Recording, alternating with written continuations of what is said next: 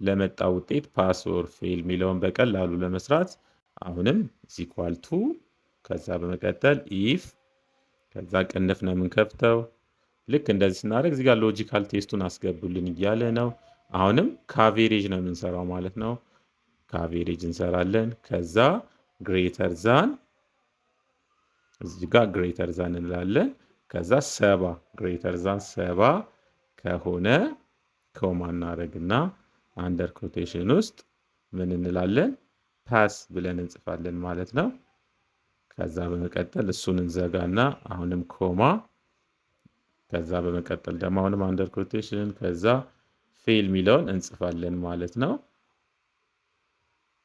ከዛ አሁንም እሱን እንዘጋለን። ከዛ ቅንፋችንን አንዴ እንዘጋና ኢንተር ነው የምንለው ማለት ነው። በዚህ መንገድ ይሰጠናል ማለት ነው።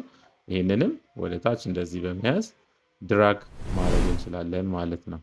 ልክ እዚህ ጋም ላለው ውጤት ሰርቶልናል ማለት ነው። እዚህ ጋር ያመጣው አቬሬጅ 90 ስለሆነ ነው ማለት ነው። እዚህ ጋር ለምሳሌ 50 ቢያመጣ ወዲያው አውቶማቲካሊ ልክ እንደዚህ ይቀየራል ማለት ነው።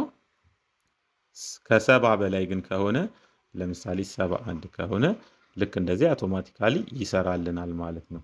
ቀጣይ ደግሞ የምንሰራው ሪማርክ ነው። እዚህ ጋር ላለው ሪማርክ በቀላሉ ለመስራት